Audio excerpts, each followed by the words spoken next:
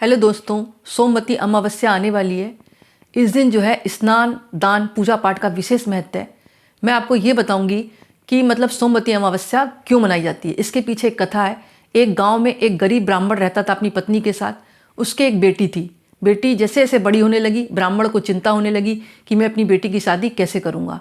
एक बार उसी गाँव में घूमते घूमते एक संत आए। ब्राह्मण ब्राह्मणी ने उस संत की बहुत सेवा की और संत बहुत प्रसन्न हुए और उन्होंने बेटी का हाथ देखकर ये कहा कि इस बेटी की दीर्घायु होगी। तो ब्राह्मण ने कहा और भी आप बताइए। तो उन्होंने कहा इसके हाथ में शादी का योग नहीं है। तब ब्राह्मण को बहुत दुख हुआ। तो ब्राह्मण ने बोला कि महाराज फिर शादी का योग नहीं है तो कैसे, कोई उपाय है क्या? उन्होंने कहा हाँ उपाय है। इसी गांव के पास में एक धोबिन रहती है जिसका नाम है सोना। वो बहुत ही पतिपरायण महिला है और धार्मिक महिला है। उसकी अगर सेवा करती है ये हम तुम्हारी पुत्री, तो वो अगर अपनी मांग का सिंदूर आपकी बेटी के मांग में लगा देगी तो इसकी शादी शीघ्र ही हो जाएगी। तो ऐसा कहकर वो संत चले गए। फिर ब्राह्मण ने अपनी बेटी से कहा, तो बेटी पास में ही धोबिन रहती थी वहाँ पर गई और चुपचाप जाकर वहाँ पर सेवा करती थी उनकी।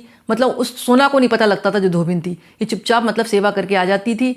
और मतलब एक दिन धोबिन ने अपनी बहू से पूछा कि तुम तो मेरे उठने के पहले ही पूरा काम कर लेती हो। तो बहू बोली मैं तो नहीं करती माँ जी, आप करती हो। तो माँ जी बोली मैं भी नहीं करती हूँ। तो धोबिन वो बोली कि फिर कौन कर जाता आके।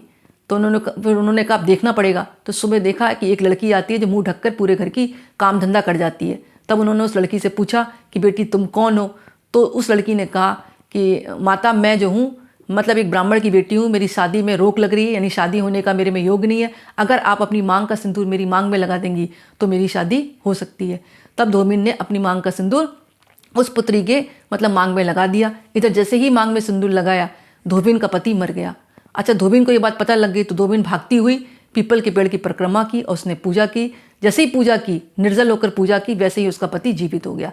तभी से सोमवती अमावस्या का व्रत जो है सुहागिन महिलाओं को अपने पति की दीर्घायु के लिए करना चाहिए, क्योंकि ये कथा इस बात का प्रमाण है।